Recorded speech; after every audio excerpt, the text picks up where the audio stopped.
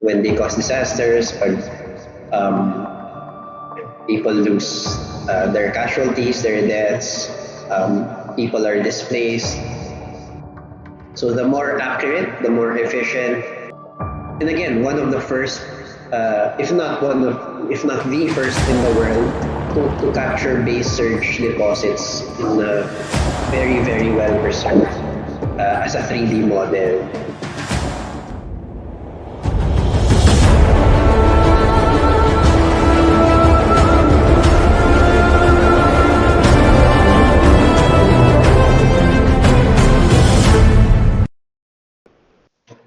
Welcome to Beyond the Surface, the show where we uncover the mysteries of the Earth, one layer at a time. I am your host, Kirby Manalo, and today we are diving deep into the fascinating world of geology, a science not only helps us understanding the planet's history, but also shapes our understanding of its future. Joining us today is a true expert in the field, a chief science research specialist at the UP Resilience Institute and senior lecturer at the UP National Institute of Geological Sciences. His research interests include natural hazards, sensing, GIS, drones, and 3D modeling. So, in today's episode, we'll explore the role of geology in understanding natural hazards, from sharing their specific thoughts to their passion for unraveling the Earth's story. Our speaker here is here today to share his insights that will leave you in awe of our planet. So grab your hard hat and safety shoes and join us as we dig into the incredible world of geology. Please welcome Mr. Richard Al Ibanez to the show. Thank you so much, sir, for being here. Hi, good morning. Thank you for inviting me. To Mr. Ibanez, as students na deeply inspired by your remarkable contributions to the field of geology, we are truly eager po na marinig ang inyong experiences and insights. And many of us initially drawn to the geology or geological engineering because we were captivated by the idea of exploring the Earth and gaining deeper understanding of its intricate processes. However po, as we progress in the study, we've come to realize na there are complexities and super wide po ng geology which go far beyond our expected. So, before we delve into the technical aspects po, sir, of geology, let's explore po I would like to hear po pala the personal journey po of your the challenges, breakthroughs that you have encountered that ignite someone's passion for this discipline. So for many of us, there are specific moments or experience that solidifies our love for geology. So parang nagsalita naman. So in my case po, I love geology or earth science since grade school. But coming into college, the fulfillment na nafe-feel po namin every after field work, yung travel po, yung bonding, yung nagka-captivate po sa akin as of now.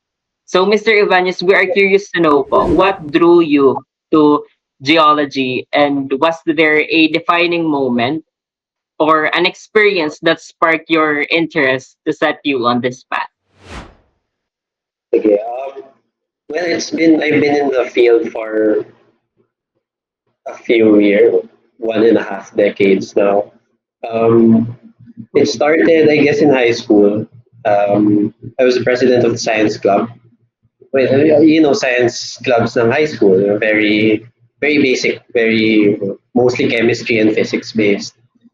Um, so I knew I loved science. Pero syempre earth science, especially then, mid 2000s, hindi naman uso pa ang earth science.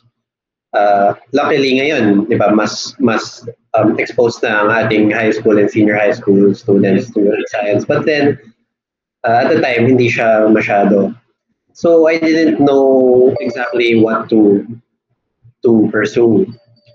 I knew I wanted to do science, pero I didn't want to keep it theoretical. In our science club, I always strove to do practical experiments, may things na talagang observable. And at the same time, I was exposed to, kumbaga, pag nagbabakasyon kami ng family, hindi siya sa beach, sa ibang cities. Madalas mga Malabagyo, Sagada, Mountain Province.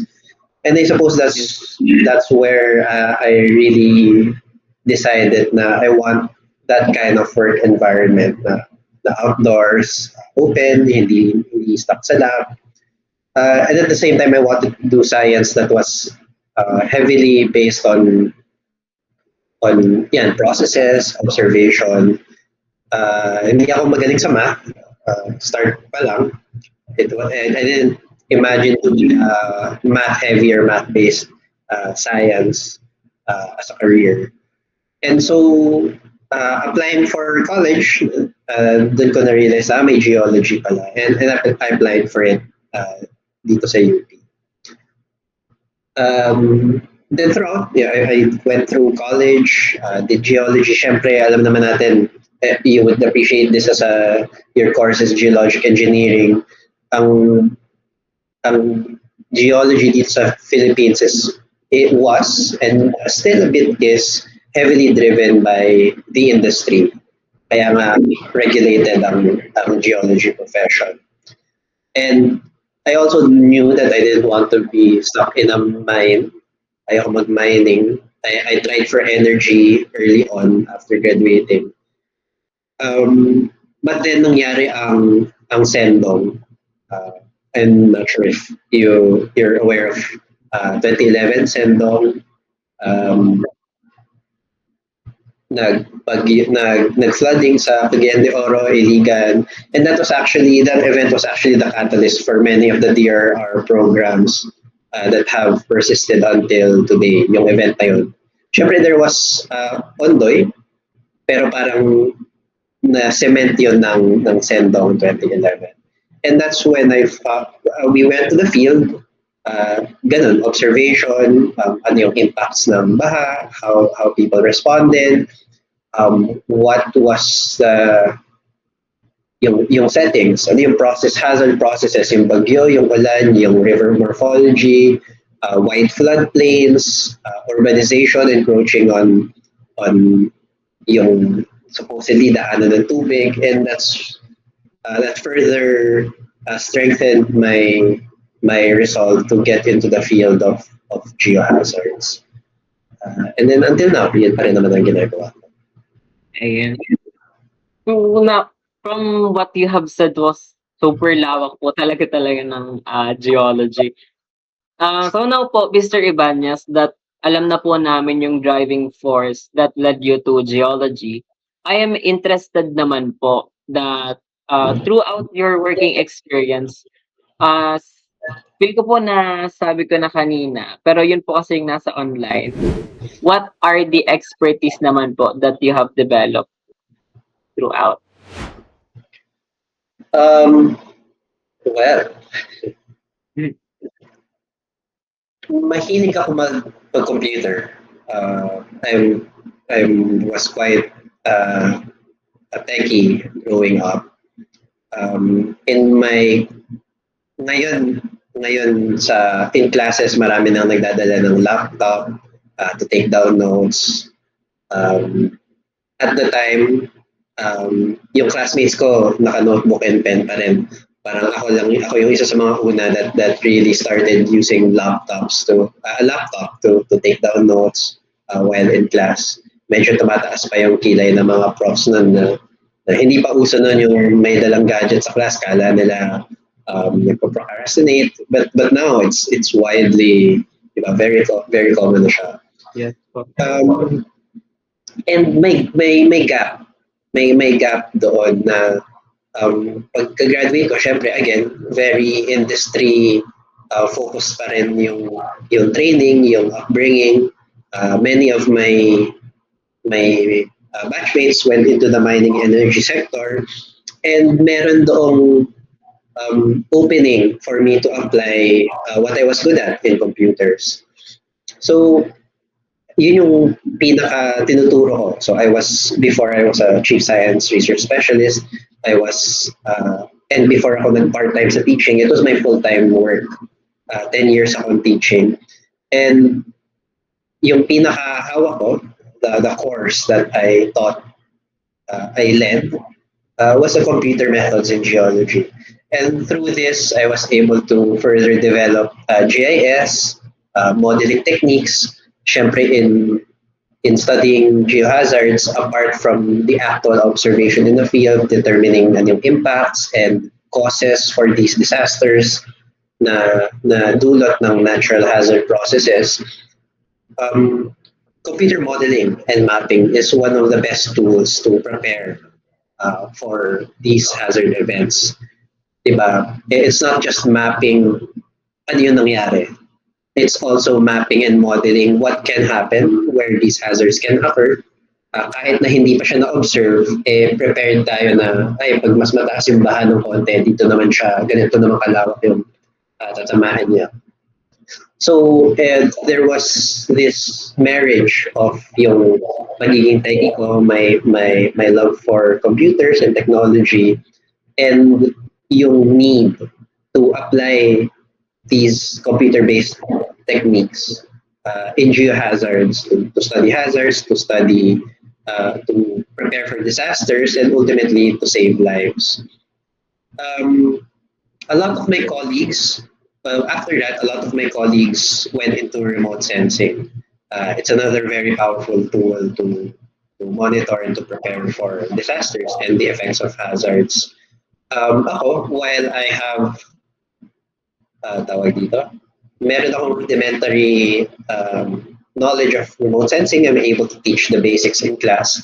Mas nag-dive in ako sa drones.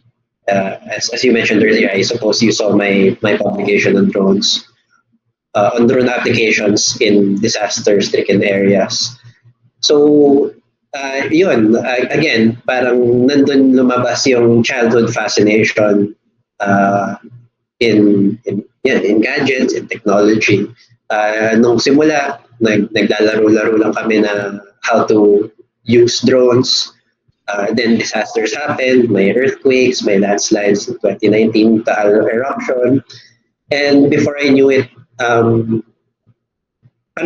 gradual na lang na na-develop yung skills, na naipon yung data to a point na we're publishing. You saw nga yung paper. It's in terms of what it delivered, it's still a very foundational or very basic paper. Hindi malalim yung analysis. But then since emerging technology siya, how to make the best use of drones, not just for geology, pero specifically for hazards, yun, maganda yung reception ng paper. It's cited, a lot of people read it, kasi emerging technology siya. And with institutional support dito sa Resilience Institute, tuloy-tuloy lang yung pag-capacitate and pag-upgrade namin ng technology na yun. So yun, quite a few skills that I've had to learn over the years, but I'm glad for the institutional support na may opportunity for very strong computers, may opportunity to purchase powerful drones to keep doing what we do. Wow. So it's really aligned po sa technology talaga. So with that said po, parang I'm quite interested po sa technology na din and as well as the natural hazards po. So, di ba po when we say natural hazards, it includes earthquakes, volcanic eruptions, floodings po, sa mga excessive na rainfalls. So, I'm curious po, what do professionals do? Like, ano po yung ginagawa nyo when we say na dito po sa field ng natural hazards? Parang ano po ginagawa ng mga professionals in this field? Siyempre we study natural hazards not just because they happen. Siyempre, ang ultimate context niyan is in disasters. When they cause disasters, pag people lose their casualties, their deaths, people are displaced, Yun yung pinaka-context against which we need to study hazards, map them out, and understand them. Many people are involved in disaster risk reduction. Siyempre, meron dyan yung ating mga social scientists to apply the lens to how to address the needs of people and the community when they are threatened by the effects of hazards. Siyempre, nandiyan yung responders natin, nandiyan ang policymakers, nandiyan ang doctors, and so on. Ang pinaka contribution ng professionals ng New Pearson's Institute, ng of course VVOX, MGD, Pag-asa, is to provide that crucial hazard information. That is the basis for all of the preparedness actions that we have. When we have preemptive evacuation, kailangan alam natin yung hazard information para maiwasan mag-evacuate ng tao into another area that is exposed to hazards. Siyempre, ang Pag-asa, they are the ones that forecast and try to get ahead of the hazard occurring to get people out of harm's way. PVOX, syempre, yung monitoring nila, they try to again also get ahead of the eruption of volcanoes. Pag may earthquakes, syempre they put out advisories. So yung work of geologists as professionals in studying hazards, it lays the foundation for action in disaster risk reduction. So the more accurate, the more efficient it is, then we get to save more lives. Yeah. So, very mabigat po talaga yung responsibility when it comes to natural hazard. So, dito naman po sa inyong affiliations, like dito po sa Chief Science Research Specialist at UP Resilience Institute, saka po yung Senior Lecturer at UP na National Institute of Geological Science. So, can you give us po a brief, kahit brief lang po, explanation po kung anong ginagawa po natin in this position po? So of course, it's two separate things. Yung senior lecture is a part-time work na syempre I was teaching for a long time. I still teach yung mga emerging technologies, for example, yung drone use, mapping, computer methods. I'm still able to teach that.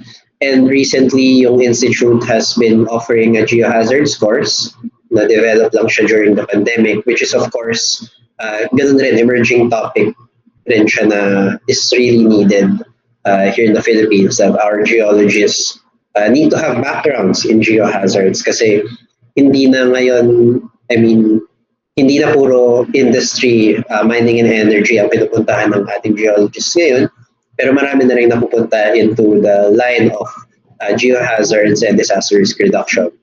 I'm lucky to still be able to contribute to the formation of our geologists to that end by teaching yung hazards course nga sa institute. So yun yung part-time work. Yung mas full-time as Chief Science Research Specialist, ang Resilience Institute is divided into different divisions, each to address different aspects of disaster risk reduction and resilience building.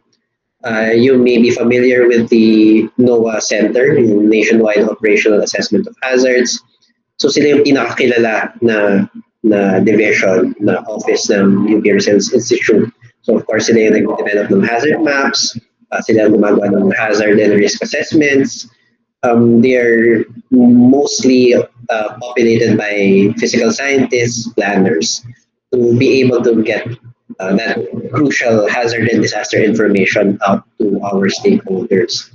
Yung other offices ng Resilience Institute is to address yung different multifaceted aspects of supporting that mission, which is education, knowledge sharing, institution building, and research and creative work.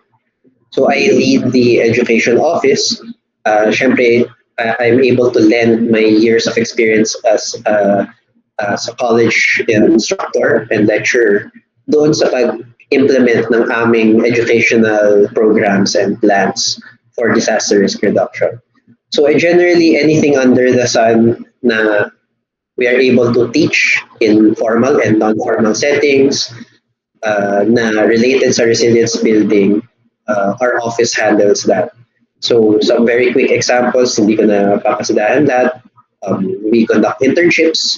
For example, kayo, if you have OJT or internship and you would like first-hand experience in an office that deals with disaster risk reduction, syempre meron ng mga may NDRMC, OCD, MGB, I believe pwede mag-internship doon, but you can also do that internship with us if you'd like a research and university setting. We also do online courses free online courses para syempre to get that message and knowledge out to as many people as you can. Ayan, sir. Parang alam ko na, sir, kung saan ako mag-i-email pag mag-OJT na next year. So, now that we know po more stuff, syempre, as student po na may hunger pa din sa knowledge, we still have these curiosities po to feed. So, which means we still have questions. And speaking of question, nagre-ring po ang bell. Ang phone pala. So, mula po sa caller from Bawan, Batangas. Si Kent po, may tanong po si Kent. Ang tanong po ni Kent, what is the significance of geology in the field of natural hazards? Sige, I mentioned earlier na yung physical scientists are able to determine yung extent of hazards as foundational information for action in disaster risk reduction. Siguro, or medyo may sakit ako ngayon. Geology, kasi syempre, we have the meteorologists, we have engineers who study hydrology, sila yung mas nagka-take care of the hydrometeorological hazards. For geology, since we study earth processes, we're focused more on yung geological hazards. So these are landslides, earthquakes, volcanic eruptions, shallow earth processes, ground surface deformation, subsidence, liquefaction. So those that have to do with the earth rather than the weather or water or hydrological processes. Siyempre may intersections yon, pero mas core ng geologist ay yung mga geohazards na yun. So we are crucial in the study of these earth processes, interactions of faults, volcanic eruptions, volcanic processes, kung saan sa subsidence and liquefaction, to be able to map out these hazards and their potential impacts.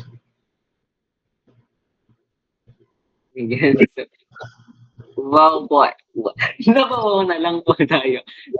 It is important po talaga. So, I'm with you, sir, Mr. Ibanez. So, I agree.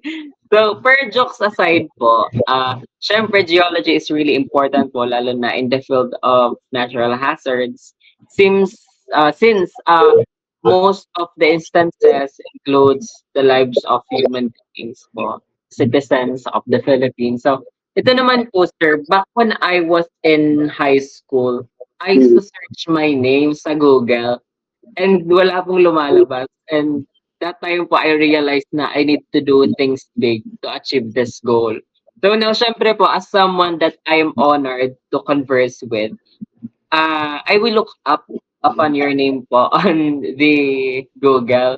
And I saw numerous of accomplishments po and studies about natural hazards.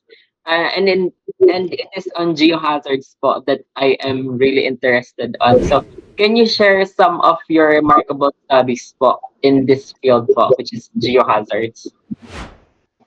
Sige, if you look through my Google Scholar, so I have yung pinaka-publications ko center on a couple of things. The first is the drone publication na marami kasing nangyari noong 2019. May Central Luzon earthquake, merong Cotabato series of earthquakes shortly after yung Taal eruption, very early 2020.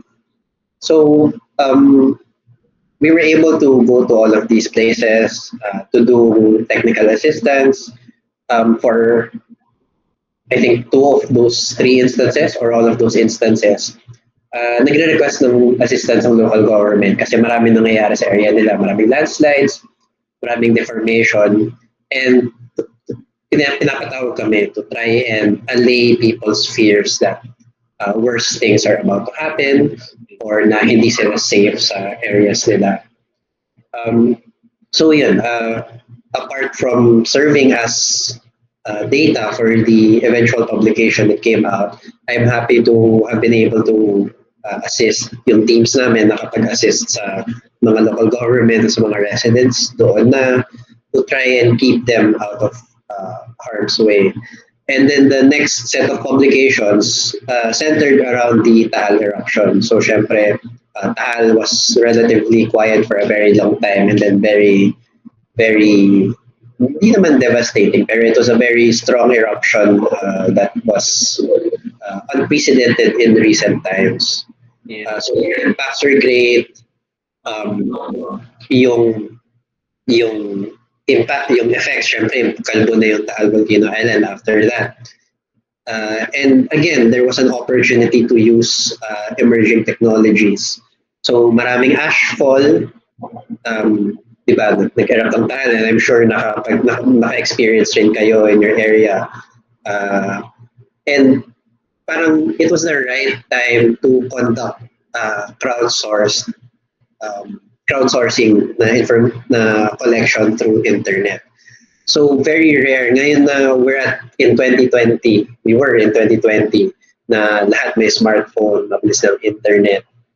And ang ashfall, it was a very wide reach. Tapos in a few days, nagwawalis, in 1 or 2 days, nagwawalis ng mga tao, naglilinis na ng areas nila. Tapos nawawala agad yung data na yun. So, yun, we were glad na we were able, one of the first in the world to, marami ng crowdsourcing for earthquakes yung mga nagte-Twitter, pag nag-ground shaking, naramdaman pa. But for ashfall, it was a very, very rare opportunity to have an active volcano sa Batangas, Cavite, Laguna, Metro Manila, which is mataas ang population density, maraming tao na magre-react sa internet na may ashfall dito. Very proud pa sila to be able to contribute to such a study. Tapos in-augment namin yun with findings on the ground. So may 14-kilometer exclusion zone at the time, di ba, na nag-erupt ang Taal. Lang data doon kasi pinalis nga mga tao, wala namang sasagot doon ng crowdsource. So we went into the evacuation zone, permanent danger zone pala, to collect data on ash thickness. So yun, parang all of these things na combining to yung recent hazards that we haven't seen recently. We're able to help people with the data that we find and to apply innovative and emerging technologies. It's really very fulfilling and satisfying. 1 year later, 2021, we would be able to also get onto Taal Volcano Island safely. Nakagamit ulit kami ng drones doon to produce models, 3D models. And again, one of the first, if not the first in the world to capture base surge deposits in a very, very well preserved as a 3D model. So, how many times lang ba mag-erupt ang volcanoes na may magandang base surge deposit na naiiwan, and we're able to capture that in using our latest technologies to preserve it and to study it. So, yun, dahil nasa Pilipinas tayo, we have all of these opportunities, great opportunities to study hazards na really sets an example for the rest of the world, not just for scientists, pero for those who are living in similar conditions na earthquake rin at na volcanic eruption. Ayan. So, kahit po medyo exciting pala yung mga drone testing and ano, may kasama pa po may kasama pa pala po siyang risk. Siyempre pupunta po kayo sa loob ng, permanent, danger zone habang ano, active pa yung volcano ay, busy po ang ating professional. So let's start by looking at the bigger picture naman po. With this expertise in natural hazards, I am curious lang po, are there any regions of scientific types of hazards na feel nyo po ay hindi po natin nabibigyan ng attention or kailangan pa ng more research? Yeah, so that's a great question kasi yun na mismo ang aking PhD topic.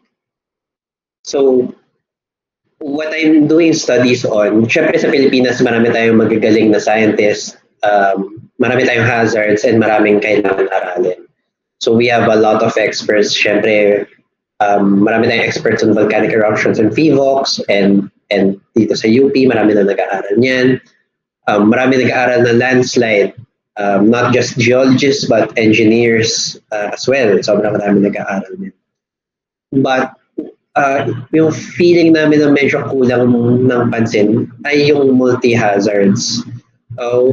When we, and you may have encountered yung mga sinasabing multi-hazards, tinitignan lang yung iba't ibang hazards in our area. So pag sinabi multi-hazards ng Batangas, may volcanic eruptions kami, ulan kami, binabaha kami, earthquake, landslide, di ba? Yes. Sa Batangas, medyo marami rin yung ganyan nangyayari. But a lot of times, marami na nangyari in the past na yung ulan tinitrigger landslide. Ang landslide pwedeng mag-cause ng flash flood. Last 2 years ago sa Leyte, may landslide na nag-generate ng tsunami. So syempre landslide, nagtakbuhan mga tao away from the path of the landslide. Coastal town, nung tumama na yung landslide sa tubig, gumawa ng tsunami. Yung mga taong nakaligtas sa landslide, nandun sila sa kabilang side ng town na nasa tabing dagat, natamaan naman ng tsunami. And that's one of the, it's a very rare occurrence. Very few times siyang recorded in the world. And we have video proof of it. Kasi mga Pilipino, magaling mag-video ng mundo na kakagulo.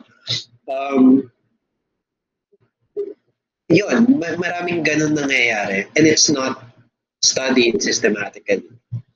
For example, di ba, baka na-predict nyo sa balita last 2 weeks ago, parating na si Pepito, sabi ng sino na ang DILG secretary natin ngayon, papapalit-palit eh. Remulla ba? I think it was Remulla na yung bago after Avalos. Sabi niya, storm surge warnings, may storm surge warnings, kaya lumayo sa coastal areas.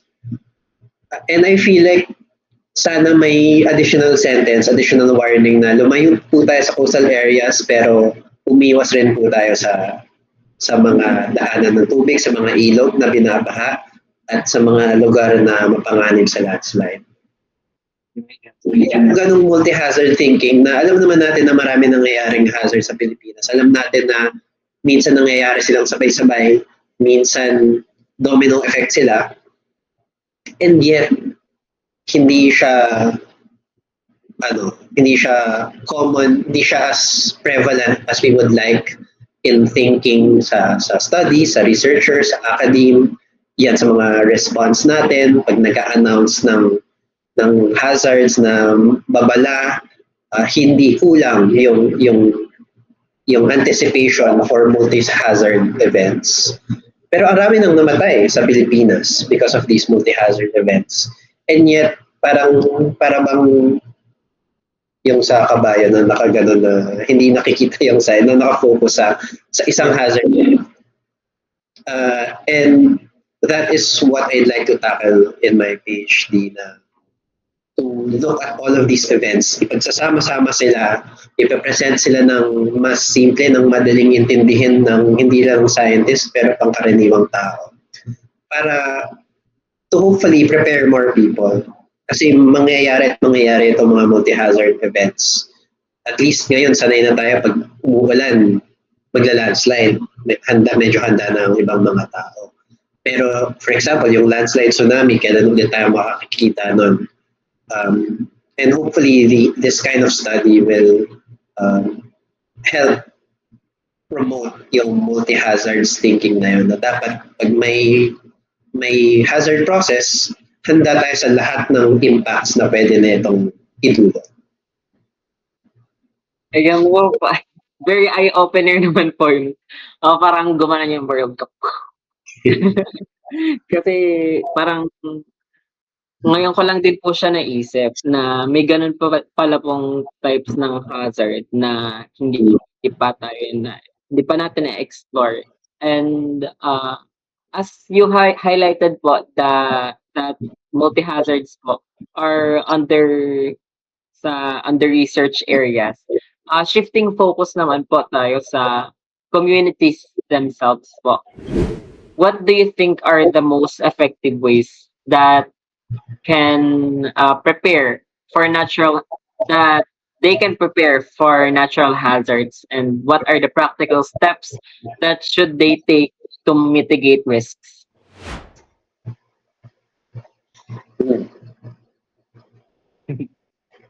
Medyo broad yung tanong, no? Yes. Siguro, the first step is to be aware of hazards. Ginagawa naman yan ng ating, kunyari, kung barangay ka, that's the responsibility of yung munisipyo to disseminate information. It's also the mandate of our agencies, MGP, PHIVOX, to deliver this information to the munisipyo at yung barangay. It's for each barangay, it's for each community to be aware first ng hazards. And siguro yung second is to build resilient systems within the barangay. So ang Sendai framework, yung global framework natin for disaster risk reduction, it's pushing for self-sustaining responses or resilience to disasters, such that wag na umasa ang barangay, wag na kung kayang hindi umasa sa munisipyo, ang munisipyo kung kayang hindi umasa sa national, na it starts with the individual, with the family, and with the community. Na to know when to evacuate, to know where it is safe to evacuate, not to wait for national or provincial level na, dito kayo pumunta, paparating yung bagyo. It's to capacitate each individual, family, and community to respond to these hazards. Parang nga pong as I observed po, parang nag-iintay po talaga yung mga communities po natin, lalo na po yung barangays, sa mga announcement ng munisipyo, ng province, kung ano po mangyayari. Lalo po as a student po, yun pong mga cancellation of classes, iniintay po talaga nila yung announcement ng municipality or the city. So, preparation po is talagang crucial, but it often comes with challenges. So, based on your experience, what do you see as the biggest obstacle in getting communities to take natural hazard threats seriously?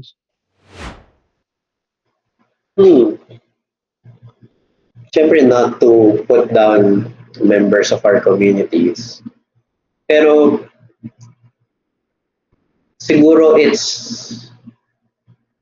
siguro ikakwento ko na lang nangyari dyan sa Batangas. So recently pumunta kami, just last week, nasa Agoncillo kami to do assessment of the landslides. Tapos parating na si Pepito noon, tinanong namin sa munisipyo, so nagpe-preemptive evacuation na po ba kayo? And sabi ng munisipyo, medyo baliktad na nga ngayon eh. Instead na munisipyo ang magsasabi na mag-evacuate na, marami daw tumatawag na diretso sa munisipyo. Pwede na ba kami pumunta sa evacuation center?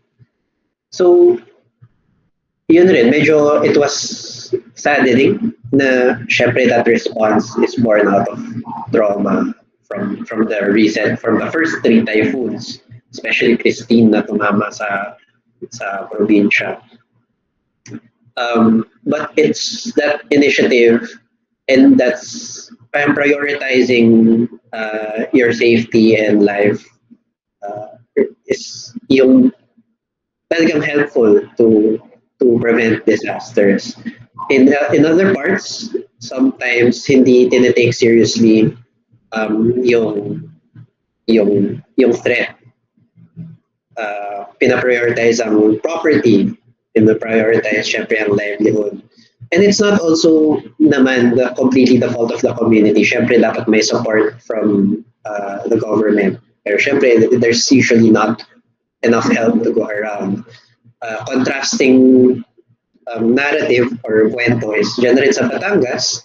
So, di ba lahat ng example natin sa Batangas, marami nangyayari sa inyo eh. Yung fissures naman, di ba may fissures sa Pansipit Valley dahil nga sa nagsimula ng Taal eruption. Tapos maraming nagkukwento na gustong tayuan ulit yung fissure. Natatapunan lang ng buhangin, di nakita yung fissure, okay na ulit tayuan. Tapos pag nag-crack ulit, sinisisi daw ang local government, hindi nyo ginagawa yung trabaho nyo kasi ba't bumubuka ulit ang lupa. Pero di ba, wala nang magagawa. That's the nature of the area. That's already yung physical characteristics of the earth na hindi mo malalam. Walang engineering intervention that can save you from fissures and more so faults. So, yun. Syempre, kaakibat niyan is the proper educational information from agencies and universities certainly play a role in that. Batangas State University can certainly assist in that to that end to provide information to communities. But it's also providing their resources na from the government para may incentive sila na lumayo na sa mga hazardous locations. Ayan. So,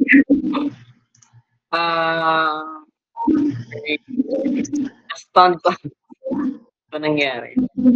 Mga happening. So, mag-move ano po tayo sa ating next question. So, I'm sure you've encountered naman po some unexpected findings in your field work. So, medyo depressing na po kasi yung kanina.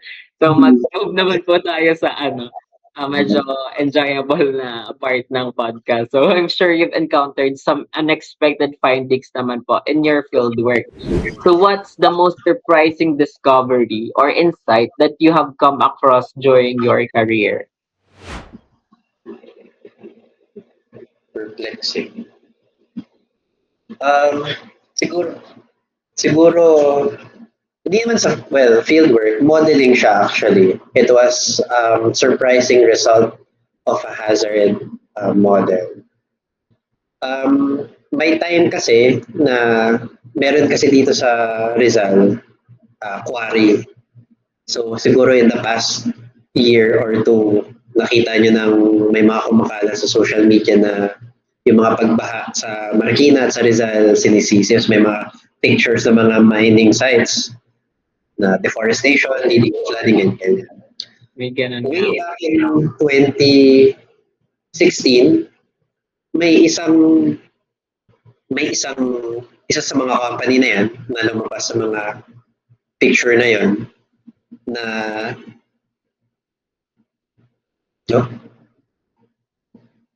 Yan lang po. Narinig naman?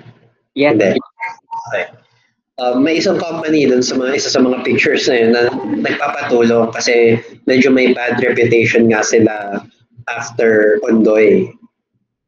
Sabi nila, pa-assess naman ng flooding na nangyayari sa watershed namin, sa mine site namin, so that we can find out what we can do to improve the situation. So, lumapit sila sa amin, parang pakimapa yung mga baha, pakimodel, and let us know how we can alleviate yung flooding. Kung sila man yung rason na bumabaha nga sa bayan na yon. Hindi ko sinasabi kung alin, baka i-post nyo publicly. But makikita nyo pag ginanap nyo sa research profiles ko. So to address that, ang ginawa namin, nag-flood model kami nung topography nila. Siyempre, nandiyan yung mine site. Tapos kumuha kami ng lumang topographic map sa Namria. Buti na lang may mga outdated na map pa sila. We found the topography na wala pa yung quarry. Nandun pa yung bundok, buong buo pa. So we digitized that. Sinalbak namin dun sa quarry para bundok ulit siya. Siyempre, in a 3D, in a computer setting. Yes. Tapos minodel rin yun, flood model rin yun. And the findings were that taking into account topography pa lang, yung flooding was actually reduced because there were mining operations in the watershed. Kasi di ba open pit mine eh. Alam natin na may reducing na may nakaka-alleviate ng runoff and flooding ang bundok kasi may puno, mabagal yung pag-ipon ng tubig sa ilog para maging baha. But apparently, malaki rin yung impact na may open pit mine ka na doon nasasalin lahat ng tubig baha. So that's what happened with that model. Kasi may 5 sanga yung ilog bago siya maging main na river na dumadaan sa bayan. Yung 2 of those tributaries dumadaan sa mine site. So kumbaga yung mine site, sinasalo niya, pinapabagal niya yung pagbaba ng tubig na yon to the main river. So all in all, yun, nakatulong talaga sila sa pag-reduce ng baha, and we were able to quantify that. They reduced flooding by about 3 to 5%. And yun, surprising yun for us. We definitely did not set out sa research na yun to try and say na hindi, nakatulong sila sa pagbawas ng baha. And syempre, nung present rin namin sa company, siguro that's the first time that I saw so many professionals na with surprised looks on their faces kasi di talaga nila expect. So siguro up to now, syempre, yung ibang experiences ko is yun, saddening nga and nakakasad. Pero ito yung isa sa mga mas surprising na findings namin in the course of our research. Ayan, so very pero naman po siya, na interpret po siya sa people or Nag-present kami sa provincial government ng Rizal. Pero yun, nagtataka nga ako ba't hindi nila nilalabas yung research na yun tuwing tinitira sila sa social media, pero up to them. okay. So malapit na po tayo magtapos. So another question is medyo broad na po ito. What is the next step for the geology in the Philippines?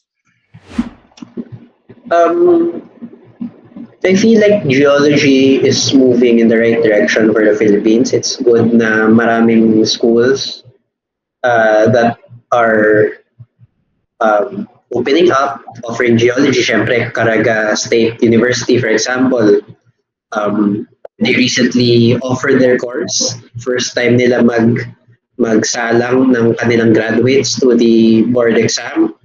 And one of their students achieved the top 6, if I'm not mistaken, or top 9. We definitely need more geologists kasi nga hindi lang mining or energy na lang ngayon ang industriya.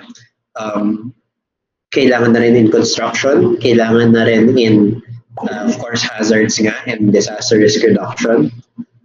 We need earth science professionals who will interpret itong earth processes natin for the people. We need scientists for the people na maraming complex na nangyayari sa mundo natin.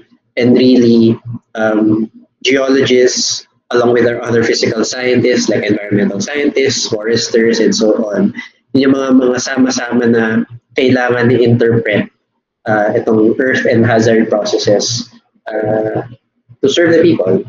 So I think we're in a good direction. Sana mas maraming geology programs and geologists ang ma-produce ng Pilipinas. Yes. Dito po sa amin padami naman padami na po ng padami. Kahit slow pace if tumala po kasi yung pioneer namin isang block lang tapos sunod po ay dalawa na. Tapos nag-isa po ulit tapos sana po ay madagdagan pa. So as this episode is about to end and as future geological engineer, I just wanted to know what keeps you motivated po and passionate about geology even after all these years. So, could you share po some one piece of advice that guides you throughout your career? So I guess nakwento ko nga kanina I'm I'm fueled by yung mga things that excited and inspired me even starting mas bata ako ng high school. It's finding ways. I'm sure pinili nyo naman yung course na ito for some reason or another. And I'm sure each of you meron kayong um, something that excites you, something that motivates you, something that interests you. So syempre pumapasok tayo sa career na yun ang gagawin nyo buong habang buhay nyo. And if you're not excited by it, then you have to find ways. You have to find ways to mix yung nakakatuwa sa inyo and how you're able to use that in your career. Kasi that's how you find success. And if you're not that interested in your what you're doing, parang walang paraan para ma-excite about some part of your course or career, uh, then it might not be the career for you. Switch careers kayo. Like the third or fourth year na kayo. Pero it's always to be reminded about why what you're doing. Ayan. So, are and that wraps up today's episode. So, Mr. Ibanez, it has truly been, it has truly have been an honor to have you with us. So, your insights, experiences, and stories have been incredibly enlightening for everyone listening who shares the passion for geological science and geological engineering. Your journey offers valuable lessons and inspiration, and we're grateful for the time you've taken to share your expertise with us. So, thank you po once again for your generosity and for contributing to our understanding for this fascinating field. So, we look forward po to following your continued contribution sa geology here in the Philippines. Thank you so much po, sir. You're very welcome. Thank you then.